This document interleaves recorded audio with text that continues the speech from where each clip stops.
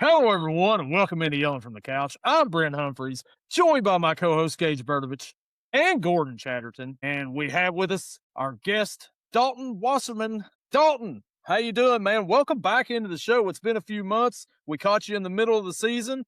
Now we're bringing you on here to talk a little NFL draft. How you doing, man? Yeah, no, good, man. Good. I mean, it's coming up. We're only just about 2 weeks away, right? I mean, we've hit that period where we go, okay, let's just get to it now, right? Because we hear all these rumors and speculations and everybody's opinions, and at the end of the day, it's just like to me, I'm just like, all right, let's get all these guys on a team now, and let's start actually analyzing something that's actually going to happen. For as much as I love all the mock drafts, you get to that period where it's like, okay, let's eat this time up, but you can only take it one day at a time. Yeah, absolutely. And it's almost here, but we still got 2 more weeks to sit and talk about what our teams could do, what they won't do, what we hope they do before we actually see what they actually do. So we're going to talk about it here. We'll cover Bengals, we'll cover some Steelers, we'll cover some Packers, and what you think we do with all those. And if we want to, I mean, if you want to, you could throw in the Jets, I guess. I mean, Certainly could. There's always something to talk about with them somehow. I know you told us before the podcast started that you were Geno Smith's biggest fan. You're glad that he's back in town. And no?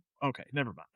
If it doesn't work the first time, just try it again. Maybe the second time around, full circle. Geno's been around the block now. You just see where it goes. And honestly, I hope he succeeds. I've been in the boat just starting off with that. I would wait till next year's class to go with a quarterback instead of somebody like Ty Simpson. But we can argue about that all day too. Yeah, absolutely. So right now, like with this draft class coming up, it's a pretty loaded draft class.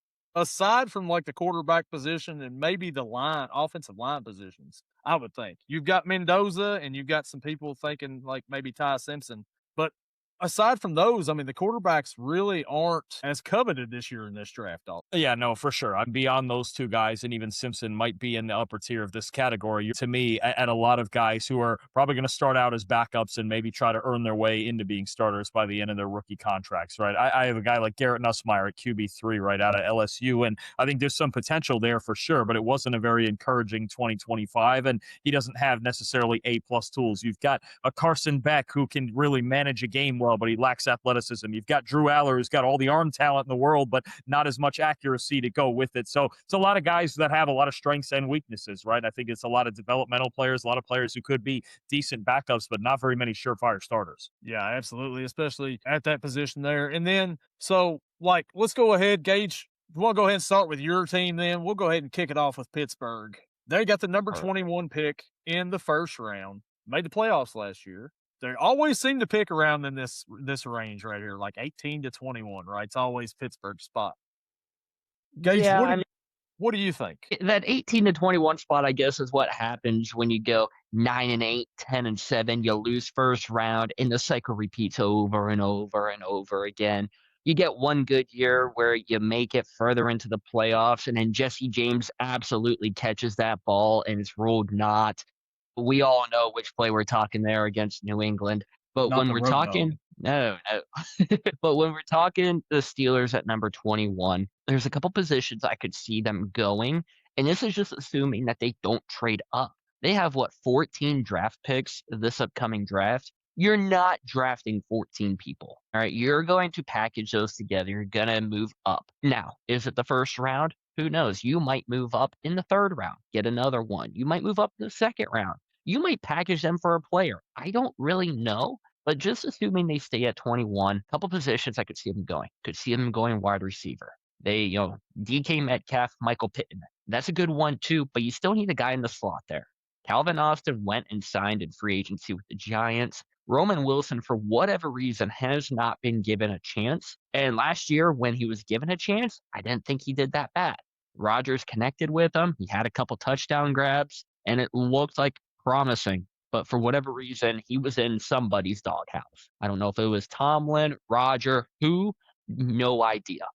But I'm looking maybe at Indiana, Omar Cooper Jr. And coming out of his best season by far as a player, 16 games, 69 catches, 937 yards, and 13 touchdowns.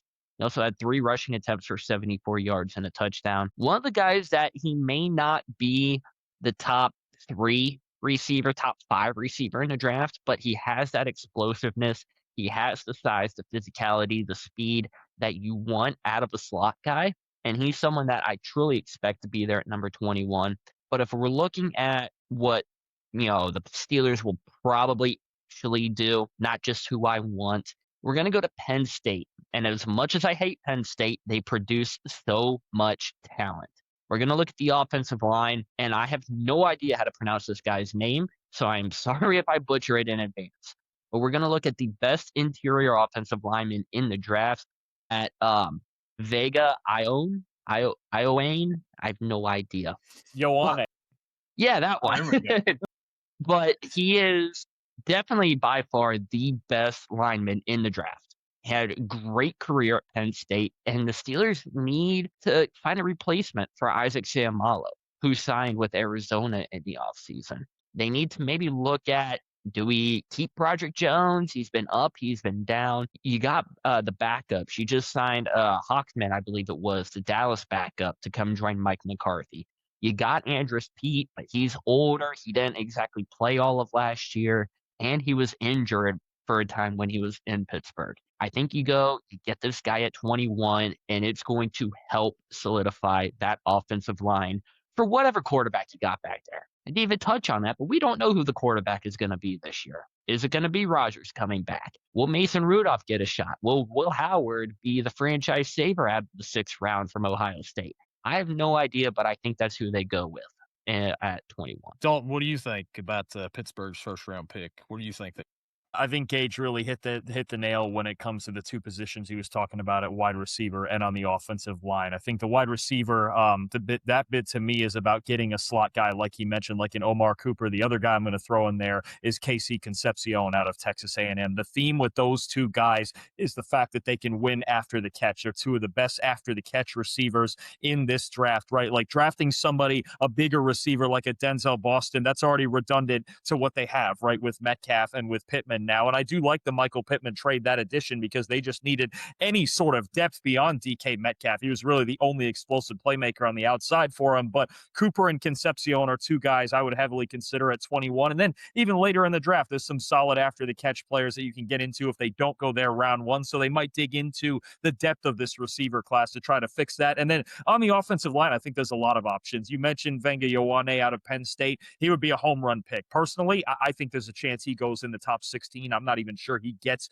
to 21. I'm with you. He is the best interior prospect in this class. I have him as the second best offensive lineman, period, behind Francis Mauanoa. That's how good he is. He's just a rock solid starter. But even if they decide to go tackle him, if they've lost faith in Broderick Jones, who hasn't been great in his first 3 years in the NFL, you've got options, right? If they want to go with a left tackle, if Caden Proctor was there out of Alabama, if Monroe Freeling was there out of Georgia, even though he's been a hot name since the combine, but even some right tackle prospects I look at, Blake Miller, if you want to put him there and move Troy Fautanu over back to his natural position on the left side there. There's a lot I can go about and use to improve their offensive line. It's definitely something they need to do. They've got to figure out what that left side is going to look like. And if they're going to move Troy over to the left side, then they got to find themselves a right tackle. Yeah, absolutely. I mean, they could go offensive lineman, like you said, one of those guys, wide receiver. And even like I mentioned, maybe they go quarterback.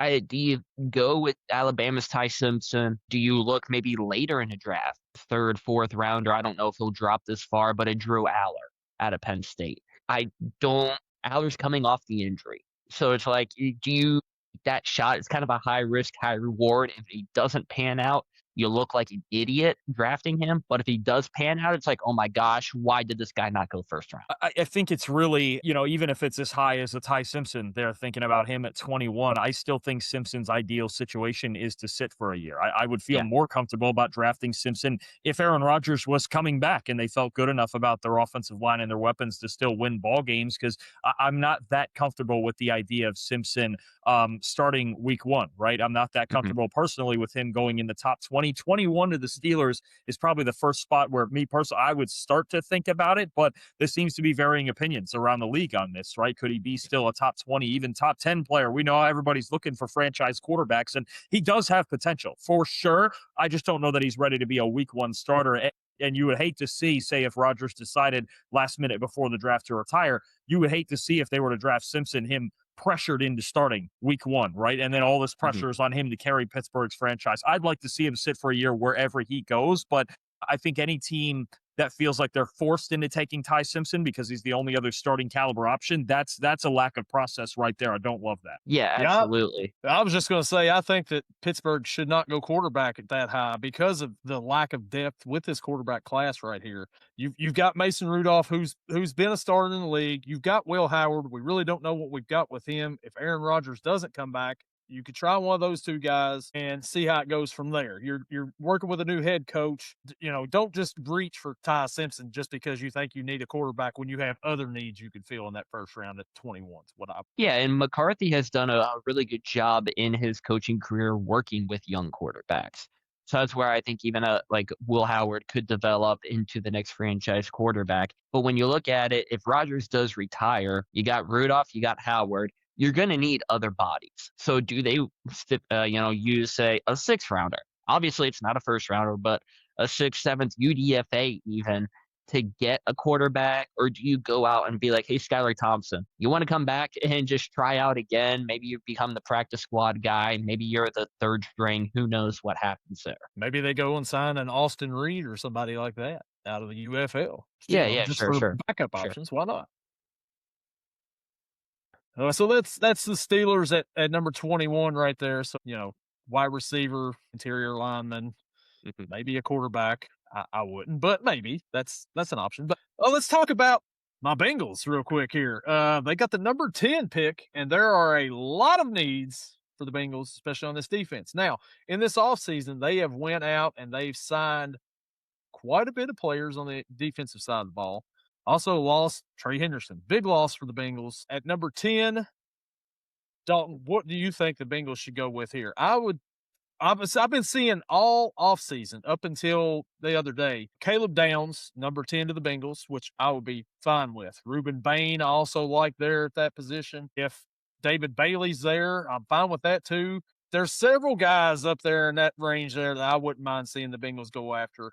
What do you think? What do you think the Bengals do here with this pick, number 10? Here's how I would go about this. So there's 5 names that jump out to me, and it's possible that all 5 go in the top 9, right? You mentioned a few of them there, but you've got Rueben Bain and David Bailey off the edge. You've got Sonny Styles and Arvell Reese at linebacker, and you got Caleb Downs at safety.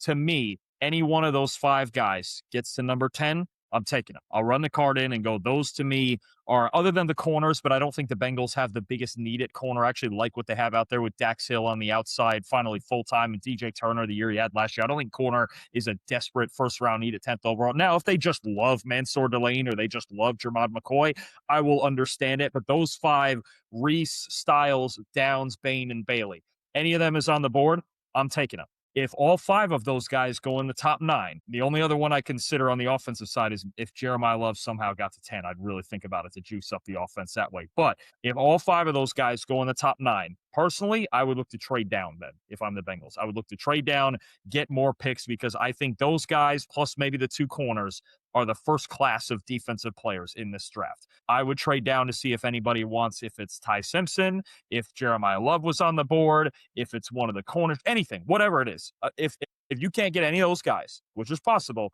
I would trade down. I think any of them would be good options, right? You talk about the Bengals needing to find a way to replace Trey Hendrickson in the pass rush production, right? They've got Shamar Stewart, they've got Boye Mafe, but somebody like David Bailey would add that third rusher in that rotation who's a real explosive pass rusher. Rueben Bain, same thing. He's just outstanding his entire career at Miami. And then this was one of the weakest linebacker and safety groups in the NFL last year. The middle of this defense was such a problem. So if Sonny Styles especially were to drop to you, which he seems like the more likely of the two between him and Arvell, if Styles were to get there, run the card in. Absolutely, you improve this linebacker room that struggled so badly, and they would still be young, but Styles is a different type of prospect than Demetrius Knight and Barrett Carter. And then if it's Caleb Downs, to me, I think he's arguably the safest football player in this whole draft. I love this guy, man. You go back to his true freshman year at Alabama, 2 years at Ohio State, leading that defense, all those defenses to the playoffs, winning a national championship, and he's just such a clean prospect, right? I mean, I think he can be one of those safeties that changes the complexion of an entire defense. And you put him in that safety room now with Brian Cook coming over from Kansas City, with Jordan Battle already there. He can kind of mix in as more of the third guy behind those two. I think you'd have an outstanding safety room with Downs leading the way there. So any of those 5 guys, I'm in. If they all go in the top 9, I'm looking at probably trading down and just getting more picks and building through quantity. I like all 5 of those guys right there. 3 of them are Ohio State Buckeyes. Gordon, he's a big Ohio State fan, so he knows firsthand about those guys right there. And even on our football show that we did last year, we kind of went with a player that nobody's really talking about. This was early in the season, and that we would like to see our team draft if we had the opportunity. And I was like, Arvell Reese. I would like, for the Bengals to get him if he's available. This was like early in the season. And then after that, he blew up pretty big. And, now he's in the top 10 on a lot of mock drafts. So if he falls to number 10 with the Bengals, I will take it.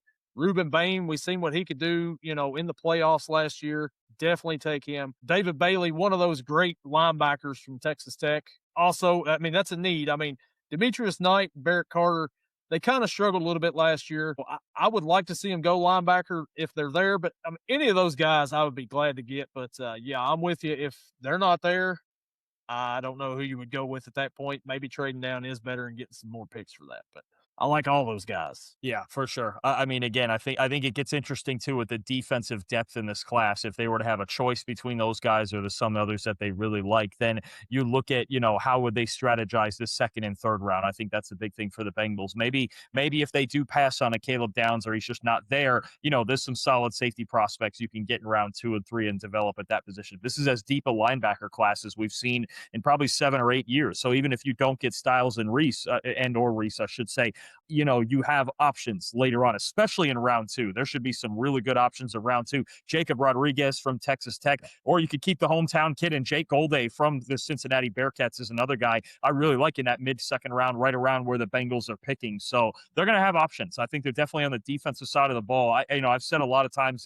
this draft season, if you need help on defense, this is your draft. I can't necessarily say the same across the board on the other side of the ball. The defensive side of the ball is way better than the offensive side, top to bottom in this draft class. So the Bengals, when it comes to needing players on that side of the ball, they're in a pretty good spot. Yeah, and like in the second round too, I would throw in like maybe an Anthony Hill linebacker from Texas if he's there too.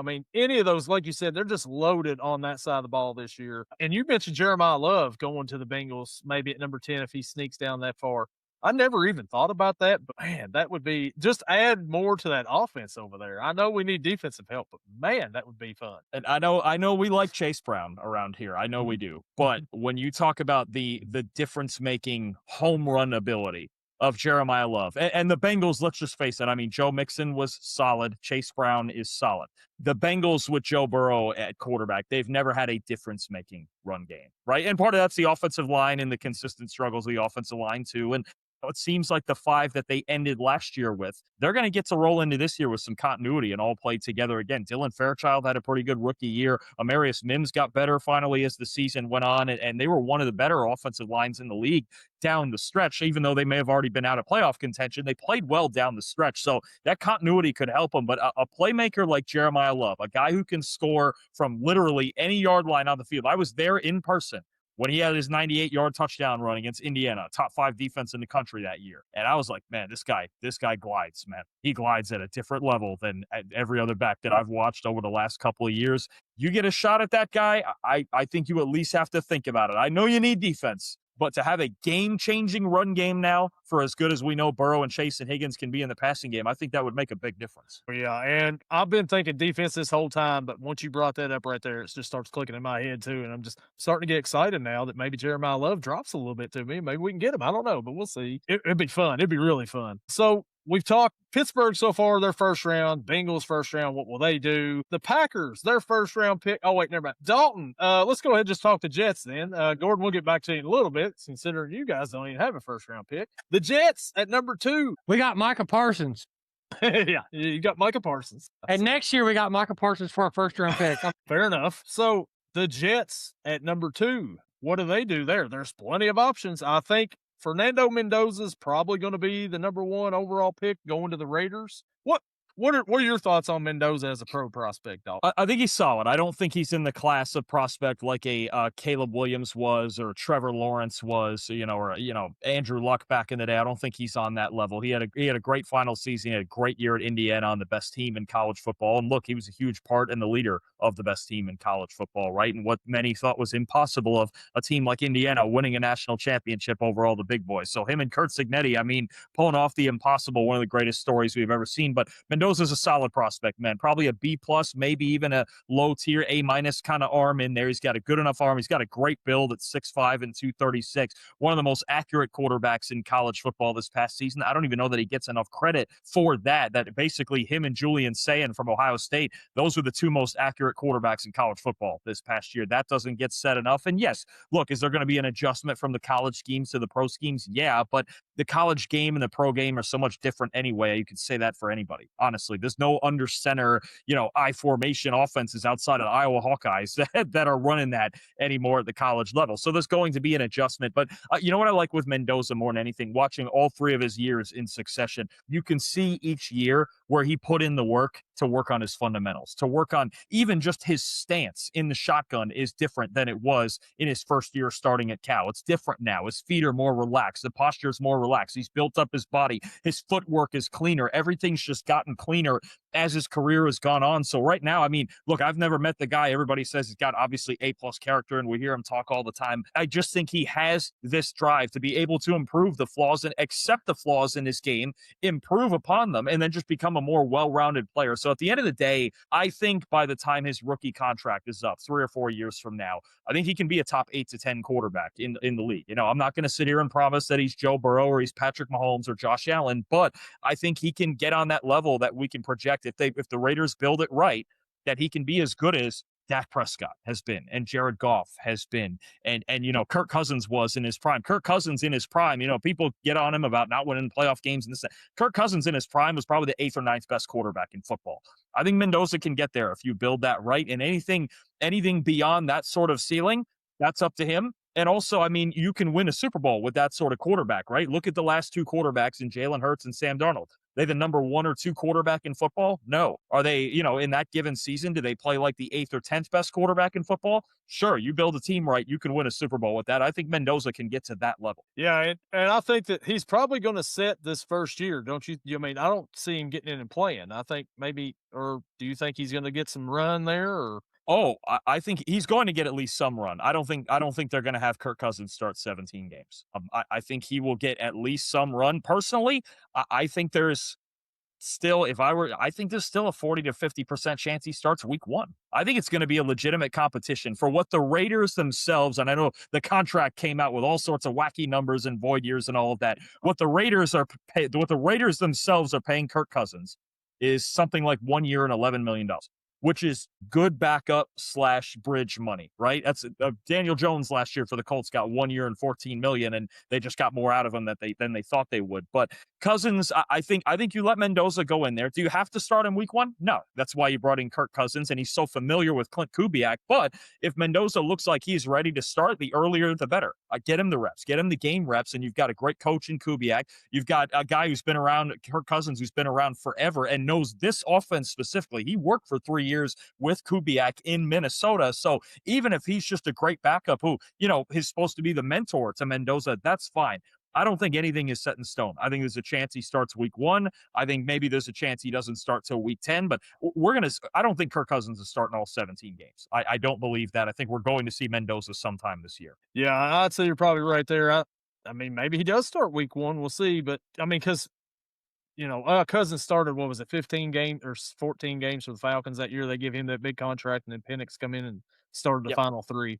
So what do you think about your Jets, Jets, and what do they do at number 2, Dog? So they've got a lot of flexibility. I think, you start with the background of really, to me, it's a vision of these next 2 drafts, right? When you talk about they've got 4 picks in the top 44 this year. They've got 3 first-round picks next year from the Sauce Gardner and the Quinnen Williams trade. So they're just loaded with draft capital. And I think what you have, if you're their GM, Darren Muji, is a 2-year vision of how to build this team, not just this year. Right now, I do like some of the free agency moves that he's made. You talk about just trying to build a competent defense after they ended the year last year without a competent defense, essentially. bringing in certain veteran guys, DeMario Davis, Minka Fitzpatrick, right? I think I really like the trade of trading away Jermaine Johnson, bringing in Tavondre Sweat. So filling out this defense, clearly for Aaron Glenn, the defensive coach, is the number one goal. And like I said before with Cincinnati, you got a deep defensive draft where you're able to do that. I think at number 2, it's going to be a defensive player, whoever they feel like is the best defensive player in this draft. Arvell Reese is on the board for him. David Bailey. I would include Rueben Bain in that mix. I know there's arm length concerns and all of that, but he's so well coached and so polished that I don't hate it. And then, Caleb Downs, it's probably not going to be him. I would think about it. That's how much I love Caleb Downs. But I think what it's going to come down to is probably, what everybody's been saying is Arvell Reese or David Bailey. The one reservation I have with Reese is I like him way better as a linebacker than I do as an edge rusher, right? We haven't seen many linebackers go number 2 overall. And I know he can be kind of a hybrid and get down on the edge some, but how does that work? Which is why you're seeing reports lately that David Bailey might be their guy. He's been the best pass rusher in college football the last 2 years. So I think you take the best defensive player, whoever they think it is, in the draft at number 2, and you figure out the plan from there. Beyond that, when you're talking 16, 33, 44, they could attack wide receiver. They could attack secondary, corner, or safety. They could reinforce the offensive line if they want to, find themselves another guard. They could think about a quarterback. I would not do it in the first round. If they took Ty Simpson in the second round, I might be more amenable to it. I won't complain as much. I don't really want him to do that. Certainly not at 2. That's just not going to happen. 16 is that tweener pick where I worry about it a little bit. They might think about it. But either way, build this defense for the most part. And if there's a reinforcement at receiver and maybe at guard that you like, then take the shot at it. But they got a lot of flexibility. Wouldn't that be like the Jets thing to do, to take Ty Simpson at number 16, right? Yeah. Well, it's the question of, and the interesting part with the Jets is it's a question of timelines, right? Darren Mucci clearly understands this is a multi-year project with the trades that he's made, right? All the trades that he's made points to, I'm loading up for these next 2 drafts and I'm going to be here. Can Aaron Glenn say the same? And does he have that same level of power? Because if it was up to Aaron Glenn, I don't know for sure, but if it was up to Aaron Glenn, he might want a young quarterback to try to save his skin a little bit, right? Yeah. Rough end of the year last year. That was a real, even for a team that's not very good, it was non-competitive their last 5 or 6 games, as bad a stretch as I've ever seen. So Glenn may not be as safe as Muji, and then it's a matter of which of the 2 of them has more staying power and power to make these decisions, big decisions like that, franchise quarterback type decisions. Let's just hope Aaron Glenn can stay awake during this draft. I seen him at the combine. He looked a little tired, and, it's kind of rough time for him there. So, I mean, I've been to the combine a couple. It's a long week. It is a long week. I get it. The 40 times it's not the most exciting event, especially from the stands. But I get it. Doze off a little bit. We just maybe he's the same way. You just got to get to the draft, and then the adrenaline kicks in. I totally understand. Sometimes I come home from work and I'm sitting here watching some football, and I kind of doze off a little bit. There's nothing wrong with it. So Gordon, Packers. Yes. You've got a second round pick at number 52, I believe. What do you think the Packers are going to do? What are you hoping to see the Packers do with their first pick in the draft in the second round? Well, the Packers has got 2 glaring needs, really. Defensive tackle and corner. Considering they don't have a corner, they got 1 corner. They've got a mock corner and, kind of receiver / corner. He's a bad receiver, and he's even a worse corner. And then they, when they traded their injury-prone corner away to recruit an injury-prone corner, well, they got rid of him. So if I would say first pick in the second round that we got, I would definitely go with the defensive tackle. Would I be mad at an offensive tackle? Absolutely not, because our offensive line was kind of atrocious as well. And, I would rather have Freeling from Georgia, but he will probably be gone by the time we pick.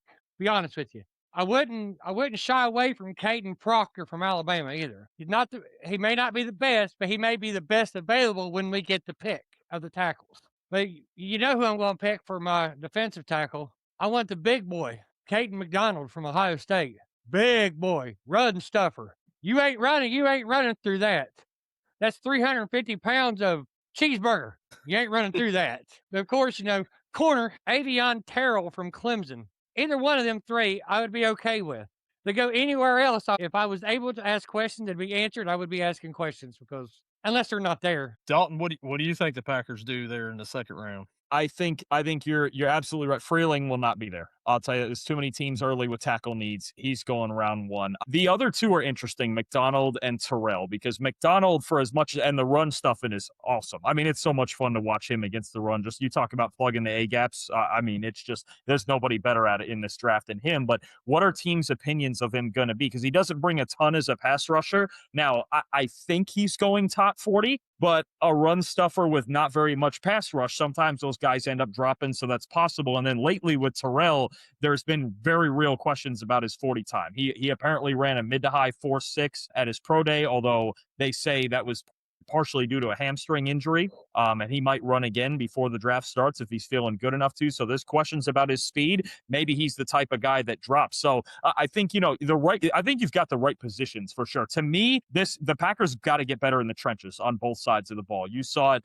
on the defensive side first. You mentioned D tackle, big time need. Absolutely. Kenny Clark gone from last year's trade. Colby Wooden gone from the trade for Zaire Franklin. Very thin on the inside. And look, there's some defensive tackles even beyond Kaden McDonald that could get to that range. We'll see about maybe a Christian Miller from Georgia. Maybe it's a Dominique Orange from Iowa State who can play a similar type role, as that big nose guard, right? Offensive line ways. I think their current starting 5 on the O-line, to me, personally, maybe they'll surprise me. I don't think their current starting 5 is good enough to win a Super Bowl. I don't. If we're looking at, now, I'm curious to see Jordan Morgan finally back at left tackle after 2 years of not playing there. But Sean Ryan sounds like he's starting at center for the moment. Anthony Belton at right guard. He's not naturally a guard, coming from NC State. He was their left tackle, and now he's at guard. Didn't look natural to him last year, so they got to get better in the trenches. And then corner, I'm going to throw one more name at you that maybe I've been hyping this guy up, so this might be my fault if he doesn't get to you. But I'm going to go back to the Indiana Hoosiers. DeAngelo Pons. If you get a shot at that guy, take him. I'm telling you, I know he's small. I know he's 5'9". I know he's $175. The best way I can put it, nobody plays the position better than that kid. Not even the top 2 that are going to go, Mansour Delane and Jermod McCoy. I've been saying this with Pons. If he was 6 foot and 200, he's the best corner in this draft. He would be the first corner drafted. I believe nobody plays the position better than him. If DeAngelo Pons gets to 52, please take him. Please take him for your own good. I'm telling you right now. Well, you know what that means, don't you? My team will pass on him because they've got to be the worst drafters ever. Have you ever looked at the draft history of the Green Bay Packers in the first round? It's tough. It's atrocious. Yeah. Pac-12 defensive players. Oh, my God, there was a history of a long line of them. I mean, come on. I mean, Kenny Clark was a first-round pick, but he was basically a developmental player for the first 5 damn years. He didn't even make an impact until the middle of his 4th season. What was that one we drafted? Dayton Jones. He was a first-round draft pick. Oh, you're going way back. Yeah, I'm looking at it. I do this sometimes. I just look at the draft histories of teams sometimes. The run of first round picks is quite impressive. Eric Perry. Yes, he had one good year, but that was his contract year. All the other years he was injured or sucked, or both. Also got your favorite player back in 2019, Rashawn Gary, as a first round pick. We know you love him. But to me, he was a developmental player too. He wasn't worthy of a second round pick. He was from state up north, and it was just the knee injury and Darnell Savage that same year. Macho Man, yeah. He was fast. He was fast. Hey, but he couldn't cover for nothing. Gage, real quick, who won the national championship the other day in basketball? Couldn't tell you. No idea. Couldn't tell you. I didn't want that to happen, so I'm not going to mention it. Are you meeting the state? All I can tell you, it was a certain former Florida Atlantic head coach. That's all that matters to me. That is our first round picks, and then Gordon's second round picks. So let's go back to Pittsburgh. What else does Pittsburgh need to do in this draft, Gage? I feel like they got a lot of pieces, especially here in the offseason. You signed quite a few players. You traded for Michael Pittman. Still got to look for wide receiver. I think no matter which way you go in the first round, if you go offensive line, you got to look receiver later on in the draft, and vice versa. If you go wide receiver in the first round, you got to look offensive line later in the draft. But at that point, a lot of the offensive linemen that are top guys. So you have to decide, do we take a guy that we think has potential that we have to develop, or do we trade back up? And this is where I get back into we have 14 draft picks. we're going to trade back into the first round. I don't see that happening, but just saying, as an example, trade back into the first round and get an offensive lineman. You got to also look at maybe defensive tackle a little bit. Cam Hayward, I know he re-signed another contract. I don't know how many contracts this guy needs to sign in the previous 2 years, but it feels like it's been like 10 of them. All of them. All of them, yeah. But he's getting up there in age. He's not going to last forever. I would not be surprised if this season's his last one. I thought he was going to be, announcing his retirement after Tomlin stepped down, quote unquote. So there's going to be a glaring hole there. Corner, you got Joey Porter Jr. You still need to lock him in a little bit, but you got him. You signed Jamal Dean here in the offseason. Pair those two up. Those are your 1 and 2. You re-signed Asante Samuel, but we all know Asante's lost a step a little bit ever since his injury, ever since the surgery. So do you trust him to be your number 3, or is he a guy that's like, all right, he's going to be maybe a slot corner, or he'll be our number 4? Maybe you look at drafting a guy in the 4th round. Maybe, I don't know if there's going to be like any good ones available. That could be a number 3, but you got to look there. Tight end wise, you're perfectly fine. You got Freiermuth, you got Big Mount Washington. Don't even go there. I know how Pittsburgh is. They're gonna take a tight end late round, and it's going to make me so mad. Defensive side, again, you got the corner, defensive tackle. I would look at maybe starting to find a replacement for Patrick Queen. I know there were trade talks to send him maybe to Dallas, and packaging him up with a draft pick to get a higher one. Obviously, that has not happened yet. That could be a draft day thing. Queen has been a very good tackler number-wise. He's also had a lot of missed tackles. He's been your number 1 guy in the middle of the field, kind of your field general. He's almost a liability at times. Yeah, 100-plus tackles is great, but when you're missing 40 tackles, it doesn't look nearly as good as what it could be. And Peyton Wilson, another guy who he's very good in run coverage. Pass coverage, he's a little bit shaky. You just re-signed Cole Holcomb at the beginning of free agency. That's a guy that I forgot he was even still in the league because he's just been dealing with so many injuries since being with the Steelers. Great player, very injured. I think maybe you look at linebacker. There's a lot of ways that Pittsburgh could go, and I'm very excited to see what they do. This is the first time in quite a few years that I don't have an idea of where they're going to go first round. You think offensive line or wide receiver, but you don't really know. You got a new head coach in there and Mike McCarthy, who might be like, oh, you know what? I want this position. Or, you got a new defensive coordinator in there who's like, no, we really got to hammer on here because Terrell Austin had no idea what to hammer on. So we have no idea what they're going to do. And I like the idea of offensive line, wide receiver, and then just stocking up that defense because you got older guys over there. Bring in the youth and just let them learn while you can. While you have guys like Cam Hayward, TJ Watt, Jaquan Brisker, he just brought in. I know he's not older, but he's very experienced and a very good player. I think Gordon's team's 52nd pick. You're all 53rd in the 2nd round. I could see Gordon passing on Pons and then Pittsburgh selecting him with the next pick right after that. Hey, do not do that to me because that would bring me back to flashbacks to the year that we traded away our first round pick. Pittsburgh got TJ Watt in that pick, and we ended up with, I don't even want to say the fucking name.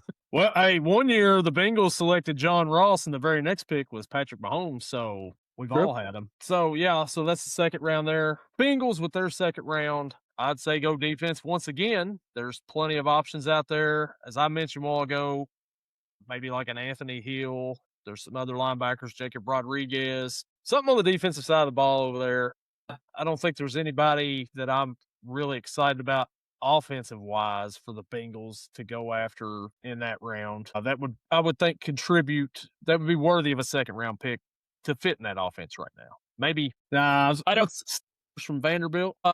Yeah, I mean, it's weird with their receiver because I think at tight end, it doesn't feel like they're going to draft a tight end very high. I've always, they haven't had really a 3rd guy at receiver since Tyler Boyd. Maybe not in the 1st round. I wouldn't do it up there.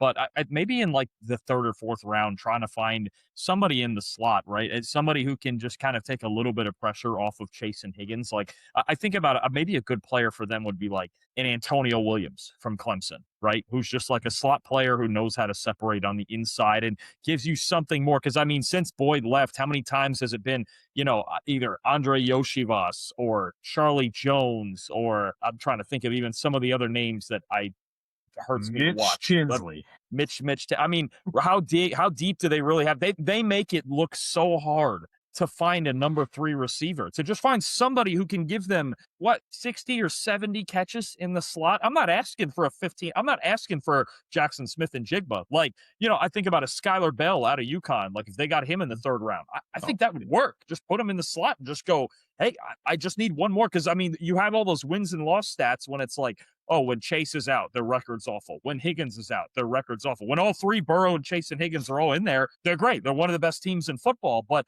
where is the 3rd guy? Because there's too many times where I see, okay, T. Higgins got a hammy. Who are we throwing it to this week? Well, I guess Jamar's getting 25 targets. You can't operate like that.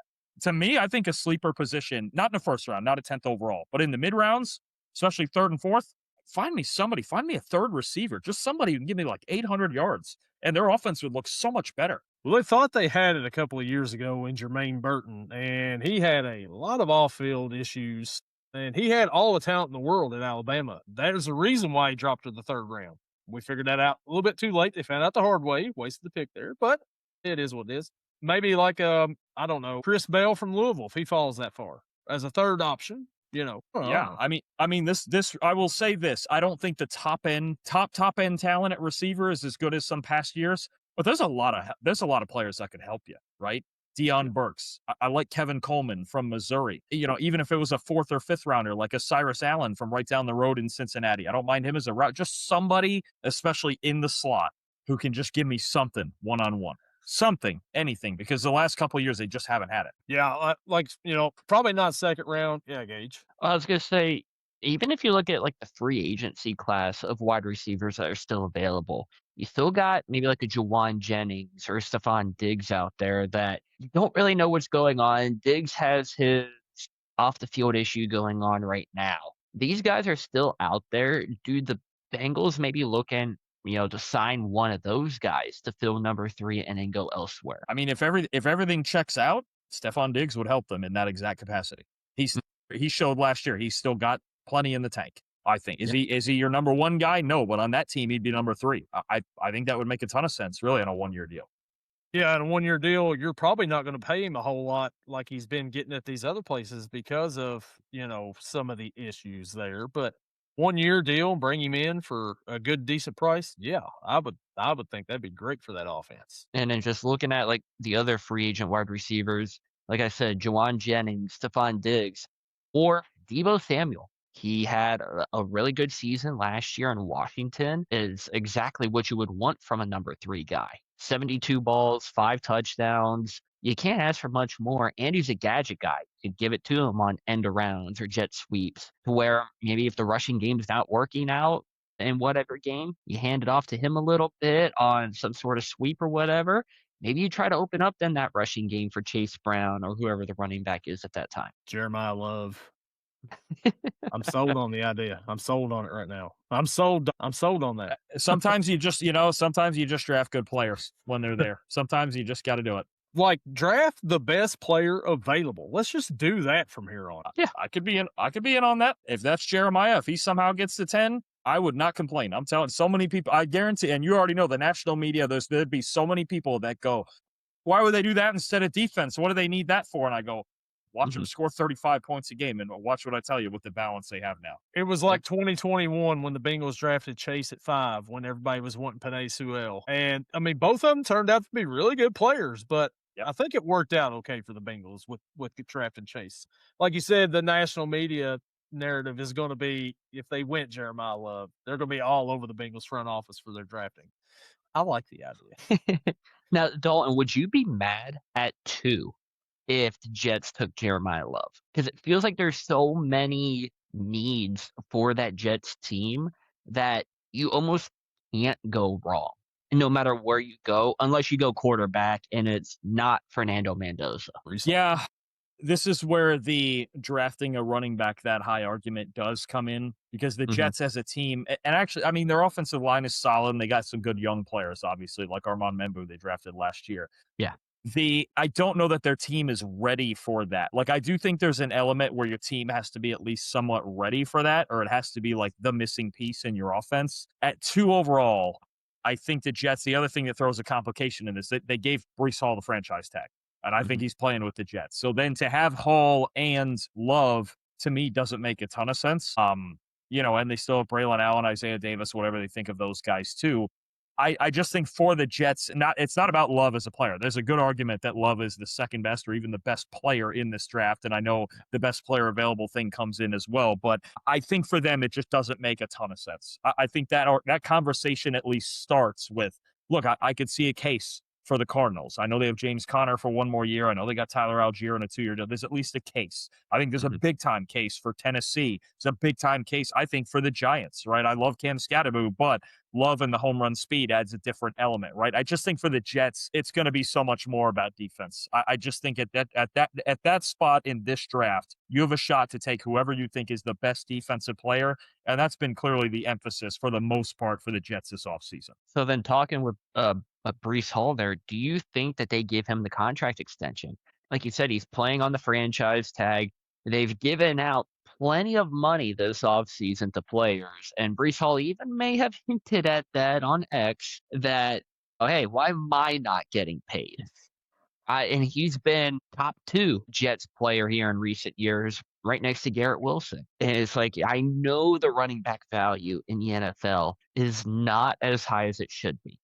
Derrick Henry's playing, $8 million a year, and he's throwing out 1,500 yards or whatever he had last year.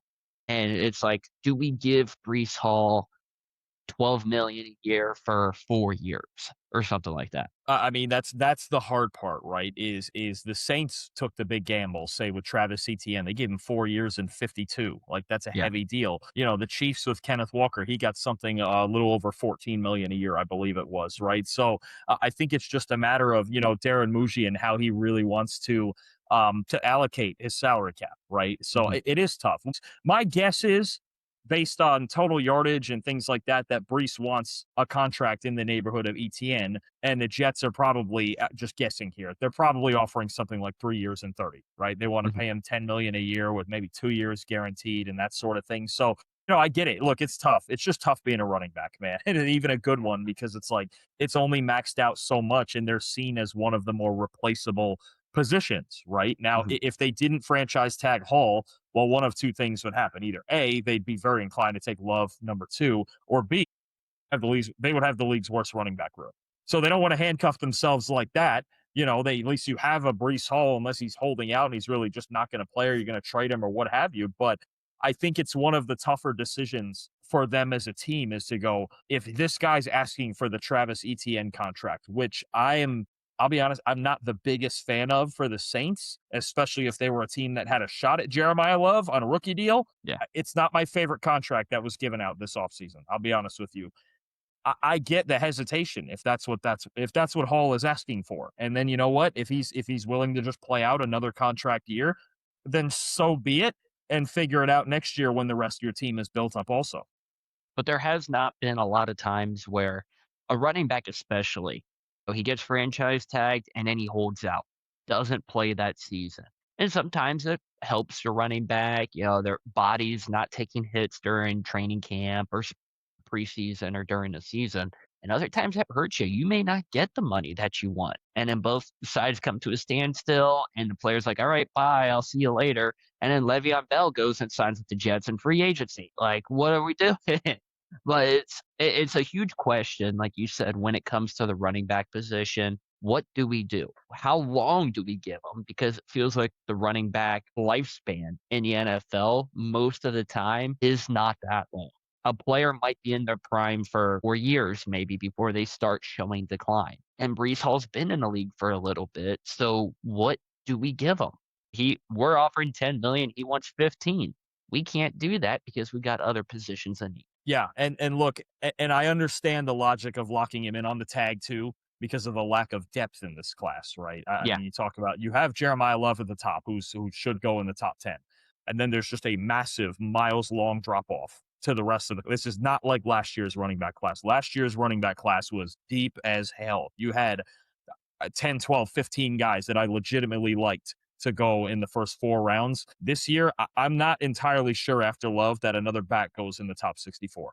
I know Jadarian Price has been getting a lot of hype. I think he's got these toolsy. I think he's kind of raw. I don't know that he can be the workhorse because he wasn't even the workhorse at Notre Dame. Jeremiah was, right? So I wouldn't guarantee we get another back in the first 2 rounds. Honestly, I think that's how big the drop off is. And then there's a lot of rounds like mid to late round 3 into round 4 and 5 guys in this class. So then it's like, again, if you don't franchise Hall, what are you forcing yourself to take Love second? That's a hard sell because it's already a hard sell to a lot of analysts and scouts and everybody going, well, you just can't take a running back second, especially if you're a team like the New York Jets. So it's tough. I mean, I think it's going to drag out. I think the situation's going to drag out. I still think there's a potential that he gets traded maybe in the season. They were getting offers for him from, I think, Kansas City and somebody else during this past season. So they're going to continue to get offers, especially as we get towards that, week 8 or 9 deadline. Now, do you think my guy from Kentucky, Seth McGowan, at running back gets picked anywhere? Yeah, he'll be somewhere early to mid day 3. I mean, he's got some tools. I think there's a little bit, and I think this is the case with a lot of backs in this class. He's not the only one. There's a little bit of a lack of top end explosiveness, but he's a physical runner who I think really presses the line of scrimmage well and can be kind of one of those grinder backs for you. I think he'd be there's a lot of these backs, but he'd be a good part of a rotation. I don't think he's necessarily a workhorse in the NFL. I don't know that he's got enough big playability, but he'll be a part of somebody's backfield next year, somewhere between rounds 4 and 6, depending on opinions of him. Yeah, there was a good description about McGowan last season at Kentucky. They're like, he runs like he's mad at the dirt. And it really is. It's about how he runs when he's out there. He runs hard. Any other Kentucky players on the draft boards anywhere? I mean, probably, I don't think there's a whole lot of players that Kentucky's putting out this year in this class, but yeah, I'm not sure. I know McGowan was probably one, but you've got the two offensive linemen stick out for sure. You've got Jalen Farmer and Jagger Burton. Those guys are going to go in the mid rounds, both of them somewhere. Farmer, I've heard some more good things about, especially the aggression he plays with at that guard spot. I think he's a mid round guy, and then I think Burton's a good athlete. Both of those guys I think are pretty well liked in the mid to late rounds. Those two guys are the two that pop off the top of my head. Yeah, Jagger, he played guard a couple of years and he played center too, so he's versatile in the interior line right there. Yeah, so Gordon. What? No, go ahead, Gordon. If you got something, go right ahead. Oh, no, I was sitting there. He cut off. I didn't hear everything he said. Oh. Going to the next round, or? Now, what do you think the Packers should do with the rest of their round picks then? Well, ESPN has for that 52 pick, I don't like it, had Keith Abner from Arizona State. Mm-hmm. Forget it. It was former Pac-12. It's an Arizona State. No, I don't want it. No. I mean, don't get me wrong. There's a guy from my team that I'm not so high on because he's kind of handsy. He was better last year, but a couple years ago, even though they won a national title, he did help their calls, and he kind of got a lot of calls. Davidson Igbinosun, I kind of like him. He's tall. He is aggressive, and I do like it. If you're going to catch the ball, you are going to earn that catch. Well, kind of what I liked about him. But I'd rather see them take him than someone from Arizona State. And that's just not Ohio State bias talking. That's just because I'm sick and tired of them Pac-2 schools. And well, it's back now. It's back. The Pac-12 it's gonna be back this year. It's not gonna be 12, but it'll be. I think they've got 8 going into this year. It's back. So you got a whole new original Pac-8. Yeah, we're back to the Pac-8. You got a whole new set of teams to criticize out there. So Washington State, Oregon State's not playing each other 3 times this year. That's good. See that? We don't need baseball series. Oh my God. Not in football. So every time we got a player from here, they was absolute trash. Kendrick Law, also wide receiver for Kentucky. Good call. Yeah. Slot guy right there. He could probably play the slot for the Bengals. I mean, late round guy, mid to late rounds. Y'all had a corner I like too. Oh, you're talking about J.Q. Hardaway. Yeah, he got smoked quite a bit, but he was tall and he was physical too. And I like that aspect of a corner. I like it when they make them earn it. Yeah. Tall and physical. I'll tell you a guy you might like then. This guy for the Florida Gators. I think he's probably a 3rd round guy. Devin Moore from Florida, 6'3", kind of similar to Igbinosun too. Got that just in your face, man to man kind of ability. That might be somebody to keep track with. Like you guys got pick 84. I think Devin Moore from Florida might intrigue you too. I'll tell you what, take my guy from Ohio State with 52 than take him with 84. Hey, there you go. You got plenty of size to work with there. You're good. Oh, yeah. The run Yep. stuffing because run killed us last year. One guy I wanted to ask about, and he kind of may have fallen back a little bit this year. Out of Pitt, Kyle Lewis. He's been, I think, a very underrated linebacker in college. He measures kind of smaller, 6 foot, 220, but he has a lot of very good points to his game. He's an explosive closer. He gets to the ball carrier very quick. He is fluid in man coverage and run coverage. He shoots the gas with good timing as a blitzer. And Pitt moved him all around the formation. He looks very comfortable from all around. But this year, he kind of took a step back, it almost seemed. Flat performances against ACC competition.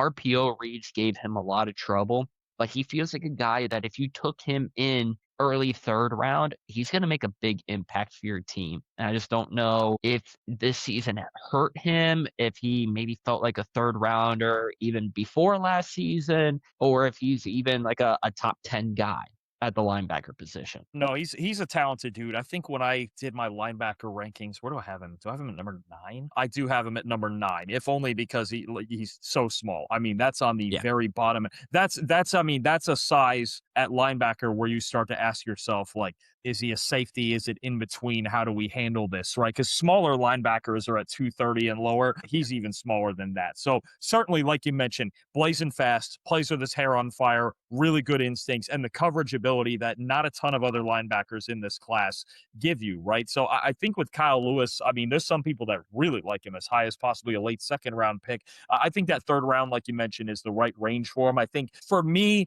it depends a bit on what team he's going to. Obviously a team like Seattle has had success with undersized linebackers. I think about the year that Drake Thomas had this year. If you can find a team that can put him in the right situational type of roles, right, in coverage, right, as your third linebacker, that weak side linebacker, maybe he is kind of a linebacker safety tweener that you use in coverage situations early in his career. He's going to play with his hair on fire on special teams too. I think about defenses that use a ton of different types of personnel. Where if I think about, say, I don't know, I just think about Robert Saleh's defense. Like, for the most part, you've got the same 11 guys out there the entire game, right? And you've got traditional old school linebackers. That's not a fit for him. To me, if you get Kyle Lewis to a Seattle, right, to be this fluid, just pace like a Nicky Menwari is. If you get him to Kansas City with Steve Spagnuolo, where he messes around with different personnel all the time and he can put whoever he wants out there on the back end, I think that makes a lot of sense. More exotic, fluid defenses like that, they're going to be a good fit. He's a darn good football player. No question about it.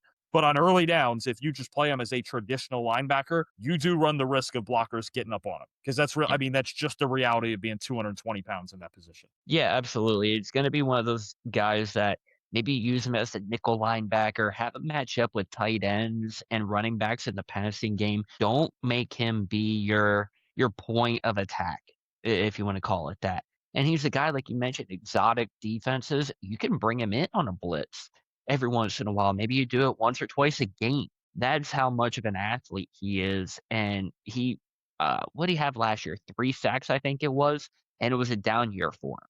The season beforehand, he had much more than that, and he showed a lot more on tape. The game against, I believe it was Syracuse, where the Pitt defense as a whole took over, but it was because of Kyle Lewis. Plenty of big hits. He had a pick 6, I believe it was, had a forced fumble, and it just shows a little bit of what this guy can actually do when he's put in the right situation. Yep. He's just one of those guys that you have to find the right role for him and figure it out in your defense. But just one of those guys you draft and you look at, and the more you watch him, you just go, he's going to make somebody's football team better. It might be as a linebacker. It might be as a safety. It's going to be on special teams. He will contribute on special teams. I'll tell you that right now. He's like an A+ special teams guy for me coming out of this draft. When you talk about that being a factor in rounds like 3, 4, and 5, that's going to matter for him. I think he's just such a good, fast, instinctual player. You just have to figure out how that's going to be for whatever situation he's going to be in. I've got one more question for the draft. If you guys got any other ones here, you can after. Dalton, does Diego Pavia get picked? This is the hard one. Because his production and everything he did in college says absolutely he should get a shot, right? Even if it's round 6 or 7. But, I was down there on the field at the Senior Bowl, and he measured in at did he? I don't even think he hit 5'10". Was it 5'9.5"? I think it was. Something like that. I mean, getting to stand there within a handful of yards of him and just see him in person, I was like, wow, that guy is small. I mean, really, the reality. I mean, some of these schools, man, they got to get more honest with these measurements. I'll tell you. I mean, because that guy, look, I'm barely scratching 6 foot, maybe, and he was significantly shorter than me. I was like, well, I mean, it's just going to be a thing, right? It's going to be. I mean, and I'm not always the guy that's going to rip quarterbacks for being smaller, right? Like I'm not ripping Ty Simpson for being whatever he is, 6'1" or whatever he is. I'm not ripping, but you get to a point where you go, okay, is this going to work? And Pavia really didn't throw down the middle of the field much until this year, right? Previously, he was very much more of an outside vertical type of passer. The athleticism he's a good athlete. He's not, a special athlete in the vein of like what you get out of, say, a different type of player, but like Talon Green and put out that special combine. Pavia's really, his biggest strengths are the toughness and the leadership. Not that he doesn't have passing ability, because especially to the outside, he could throw the football. He's gotten a lot better throughout his career. But is he a good enough athlete to make up for that? I don't know about that, because, again, sub 5'10", I mean, that's small. That is really small unless you've just got special passing ability. Yeah, I don't know if he gets it or not, but like he won a lot at Vanderbilt. Does winning matter? We'll see. But like he was listed, wasn't he listed like 6 foot maybe or 5'11"? I think he was. I think they listed him at 6 foot. I could actually probably find it right now. Let's see. Yeah, Vandy 6 foot football. wasn't close. You could tell. You could tell when he's on the field too. But like you said, you were down there with him, and you could really see the difference. No, I mean, especially when you see him stacked up even to the rest of the quarterbacks that were down there at the Senior Bowl. They had him listed at 6 foot 207. And I believe he came in at like 5'9.5". I mean, it's just, look, are there outliers? Yeah. Is he it? I mean, I won't sit here and tell you, there's not a special physical trait about him, but leadership, toughness, those are all the things that coaches like. And to your point, guy is a winner. I mean, you don't just win 10 games at Vanderbilt. That's not a thing, right? And even what he did at New Mexico State, I was like, man, this kid is pretty good. And going over there, I'm like, this is the ray of hope for Vandy. And he jump-started that program. So definitely an A-plus competitor. Even when he was out there at the Senior, an A++ competitor and everything like that. It's just a matter of, again, I don't think physical tools are always the end-all, be-all at quarterback. But that's getting down to the extremely low side, too. Yeah, it's kind of like you said, they got to be more honest with their height and weight and all that. It's kind of like back in the day in wrestling when they said Yokozuna was like 700 pounds, But anyways, Gordon, you got anything that you want to bring up here to the draft, about the draft? Anything else you want to mention? Stay away from West Coast people in the draft. Green Bay, please. For the love of freaking God, stay away from the West Coast. Oh my God. Even Oregon, not even the Oregon Ducks. They've been so good in the Big Ten anyway. Not what we need. If it was a wide receiver, a tight end, okay, possibly a safety, we don't need them. Yes. But offensive line, defensive line, no. All right. I just like that you left room there at safety for my guy Dylan Thieneman. That's all I really needed. Because I love that guy. He's awesome. Safety, maybe. They just not a corner, because we've had some corners from the former Pac-12, and they would absolutely, if I would say they sucked, it would be dinosaur balls. I mean, they suck big. And with that, Dalton, we appreciate you coming on the show here. Where can we find you now?